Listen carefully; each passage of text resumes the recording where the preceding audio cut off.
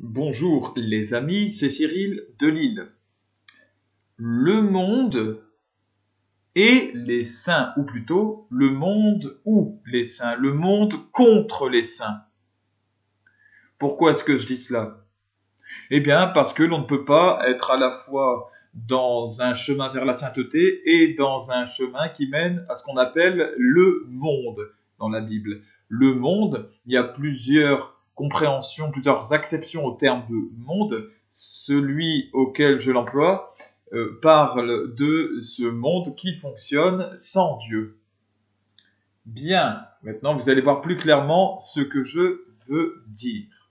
Je vais lire les béatitudes. Les béatitudes, c'est un passage très connu, bon, pour ceux qui s'y intéressent, en tout cas, de la Bible. C'est dans l'Évangile selon saint Matthieu, chapitre 5, versets 1 à 12. Je lis. Voyant les foules, il c'est Jésus, il gravit la montagne. Et quand il fut assis, ses disciples s'approchèrent de lui. Et prenant la parole, il les enseignait en disant « Heureux ceux qui ont une âme de pauvres, car le royaume des cieux est à eux. Heureux les doux, car ils posséderont la terre. Heureux les affligés, car ils seront consolés. Heureux les affamés et assoiffés de la justice, car ils seront rassasiés. Heureux les miséricordieux, car ils obtiendront miséricorde. Heureux les cœurs purs, car ils verront Dieu. Heureux les artisans de paix, car ils seront appelés fils de Dieu. Heureux les persécutés pour la justice, car le royaume des cieux est à eux. Heureux êtes-vous quand on vous insultera, qu'on vous persécutera, et qu'on dira faussement contre vous toutes sortes d'infamies à cause de moi. Soyez dans la joie et l'allégresse, car votre récompense sera grande dans les cieux. C'est bien ainsi qu'on a persécuté les prophètes, vos devanciers. Ah. Maintenant, je vais reprendre chaque partie du message que je viens de lire en comparant à ce que dit le monde dont j'ai parlé.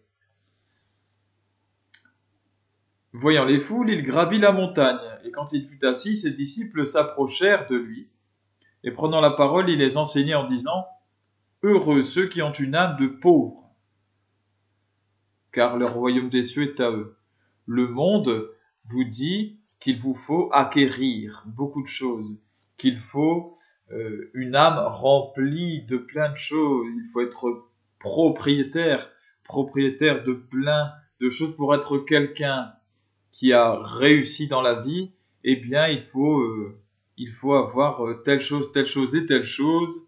Là, si l'on n'a pas réussi ça, eh bien, selon le monde, si l'on n'est pas propriétaire, qu'on n'a pas sa propre voiture, comme disait l'autre, si on n'a pas sa Rolex à 50 ans, si on n'a pas une âme de riche, en fait, eh bien, selon le monde, on n'a pas réussi dans la vie. Eh bien là, c'est le contraire. Heureux ceux qui ont une âme de pauvre, car le royaume des cieux est à eux. En effet, c'est lorsque vous êtes délesté des richesses de ce monde que vous êtes léger, que vous avez l'âme suffisamment légère pour monter au royaume des cieux. Et là, il y a plus que toutes les richesses cumulées de tous les mondes possibles et imaginables. Heureux les doux, car ils posséderont la terre. Or, le monde sans Dieu dont je parle vous dit que pour réussir dans la vie, il faut être dur avec son prochain. Il faut écraser l'autre pour réussir. Il faut aller plus vite que l'autre, à obtenir ce dont on a besoin. Dépêche-toi, vas-y, sinon quelqu'un va prendre ta place. Passe telle formation, fais tel truc, obtiens tel poste convoité. Et tant pis, passe au-dessus de l'autre, et ben c'est pas grave. Il faut y aller. Si toi tu le fais pas, personne ne le fera à ta place. Voilà. Ça c'est le discours du monde qui nous pousse à être dur et qui nous pousse à juger ceux qui n'arrivent pas. Et bien là, c'est l'inverse. Heureux les doux, car ils posséderont la terre. En effet, humainement, nous préférons les gens doux que les gens durs, que les gens qui n'écoutent plus leur cœur. En fait, c'est ça la douceur, hein. La douceur, c'est le fait de savoir écouter la plus belle partie de son cœur. La dureté, c'est le fait de ne plus écouter cela. Heureux les affligés, car ils seront consolés. Alors qu'on vous dit bien, oh là là, celui qui est triste, c'est pas bien. Être affligé pour le monde, c'est un échec. On ne peut pas être affligé, on ne peut pas être triste. Il ne faut pas être triste, il faut être heureux. Il faut jouir de la vie, il faut profiter. Vous voyez? Eh bien non, Jésus le dit, heureux les affligés, car ils seront consolés. En effet, lorsque l'on veut faire son chemin de sainteté, son chemin vers Dieu, eh bien l'on ne peut qu'être affligé du péché, le mal qui existe, que ce soit à l'intérieur de soi ou autour de nous. Donc forcément, ça nous afflige, les nombreuses injustices, les guerres, etc. Heureux donc les affligés, affligés parce qu'ils voient le mal autour d'eux. Ils ont gardé leur cœur, vous voyez, un cœur d'enfant, et ils seront consolés au ciel. Heureux les affamés et assoiffés de la justice, car ils seront rassasiés. Le monde vous dit, écoute, affamé, assoiffé de la justice, ne te crée pas de problème. Hein. Reste confortable, garde ton confort, ne va pas essayer de défendre l'un ou l'autre. Il y a des injustices, ben c'est comme ça. Toi, tant que tu arrives à obtenir ton petit confort dans ton coin, eh ben tant pis. Hein. Voilà, le reste, ma foi, on peut pas faire autrement.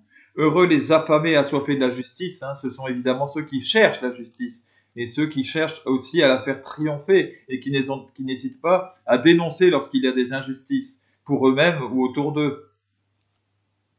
Heureux donc ces gens-là, parce qu'ils seront rassasiés. Évidemment, la justice est au max de ses capacités, au ciel, au paradis.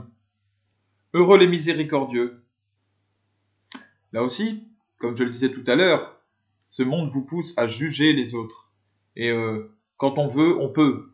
Et quand on n'y arrive pas, eh ben c'est qu'on est nul. Et puis il suffit de se bouger, il suffit de ceci, il suffit. Avec des il suffit, eh bien on se met à juger ceux qui ne font pas, en disant mais lui, c'est un quoi? Il veut rien faire, c'est un mauvais. C'est quoi? Heureux les miséricordieux. Jésus n'est pas en train de nous dire qu'il ne faut pas que nous voyions ce qui est de mal autour de nous. Il y a du mal. Et chez les autres aussi. Il peut y avoir des fainéants, bien sûr. Mais heureux les miséricordieux, c'est-à-dire qu'il ne faut pas nous couper des autres. Il ne faut pas les juger de loin et les rejeter par des paroles condamnantes. Il faut rester proche de chacun et prompt à pardonner. C'est ça la miséricorde. Parce que Dieu est miséricordieux avec nous. Personne n'est à sa hauteur et pourtant, il reste avec nous, il nous pardonne. Si vous n'êtes pas miséricordieux avec votre prochain, si vous le jugez et que vous ne le pardonnez pas, eh bien Dieu vous jugera exactement de la même façon. Et vous ne pouvez rien dire puisque vous serez jugé de la façon dont vous jugez les autres. C'est pas compliqué. Heureux les cœurs purs, car ils verront Dieu. Alors qu'on vous dit aujourd'hui, bon ben, tu fais ce qu'il y a à faire, hein, ma foi, on ne fait pas d'omelette sans casser des œufs, donc si tu veux réussir, eh bien, il faut faire ce qu'il faut, ma foi, il faut faire tout ce qu'il y a à faire pour réussir, et puis, la morale, parfois, elle passe un peu en retrait, c'est sûr, hein, et quitte à se corrompre un petit peu dans certaines choses, rire avec des personnes qui ont des rires impurs, voilà, parce que il te permettra de réussir ça, ou de faire ci, ou de faire ça, d'être impuissant, de briller aux yeux du monde. Il faut te faire ami, il faut t'acoquiner avec les uns ou les autres. Alors que là, on nous appelle à garder un cœur pur. C'est l'inverse. Heureux les cœurs purs, car ils verront Dieu. Parce que lorsque notre cœur n'est plus pur, qu'il est impur, qu'il est sali, eh bien, notre vision est brouillée pour voir Dieu, tout simplement. Le cœur pur voit Dieu. Heureux les artisans de paix, car ils seront appelés fils de Dieu. Les artisans de paix. Et non pas ceux qui favorisent la guerre, favorisent les tensions, favorisent les divisions, les disputes. Aujourd'hui, cette parole, nous pourrions l'appliquer à tous ceux qui appuient la division entre la guerre entre la Russie et l'Ukraine, par exemple. Mais on peut l'appliquer partout, entre Palestiniens et Israéliens. Certains essaient de favoriser la paix, et d'autres favorisent au contraire la division. Nous avons en France un Dieudonné, par exemple, et consorts, tous ceux qui sont autour de lui, qui favorisent cette division. Eh bien, les artisans de paix seront appelés fils de Dieu. Les artisans de guerre, de division, c'est une autre affaire, bien sûr, fils du diable. Heureux les persécutés pour la justice, car le royaume des cieux est à eux. Persécutés pour la justice, donc ça rejoint ce qu'il a dit avant, les affamés et assoiffés de la justice, eh bien ceux-là vont chercher à faire triompher la justice. Et à un moment, eh bien, ils vont se retrouver avec des gens à dos, à force d'essayer de faire triompher la justice par-ci par-là. Parce qu'il y a des personnes qui n'ont pas intérêt à ce que la justice apparaisse. Et dans ce cas-là, ils seront persécutés. Et ce n'est pas pour ça qu'ils doivent arrêter. Il faut continuer. Heureux ces persécutés parce que le royaume des cieux est à eux. C'est ce qu'ils méritent. C'est le prix de leur combat. Heureux êtes-vous quand on vous insultera. Alors là, évidemment, dans le monde, on vous dit, mais c'est de la folie de dire ça. Qu'on vous persécutera et qu'on dira faussement contre vous toutes sortes d'infamies. À cause de moi. À cause de Jésus, hein. Attention. Donc il faut être heureux lorsque on est insulté, on est persécuté. Et parce que les gens nous calomnient, en somme. Soyez dans la joie et l'allégresse, il insiste. Car votre récompense sera grande dans les cieux. Alors s'il y a toutes sortes de calomnies contre nous, des insultes, des persécutions, parce que l'on est bon, et parce que l'on correspond à tout cela, et aux béatitudes, et qu'on l'on cherche la sainteté, eh bien, il faut être heureux, car, Jésus nous dit, c'est bien ainsi qu'on a persécuté les prophètes, vos devanciers. Les prophètes, donc, de l'Ancien Testament, qui annonçaient chacun à leur tour le Christ, eh bien, ils ont été maltraités, ils ont été tués. Voilà. Ils ont été insultés, persécutés, calomniés.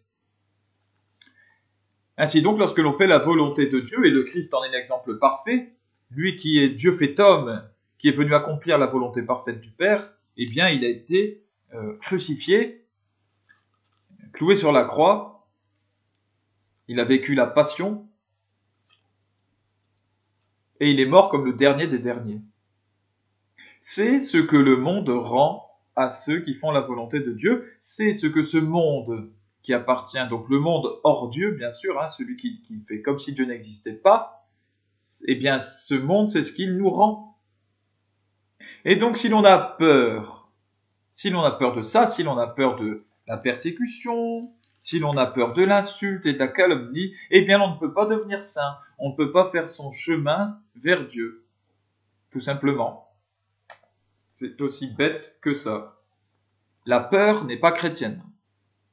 Voilà. Il faut une crainte prudente, mais pas de peur. Pas de peur surtout de ceux qui font la volonté du diable. Ils ont perdu d'avance. Et nous avons gagné de toute éternité. Que Dieu vous bénisse, bénisse tous vos proches. À bientôt les amis.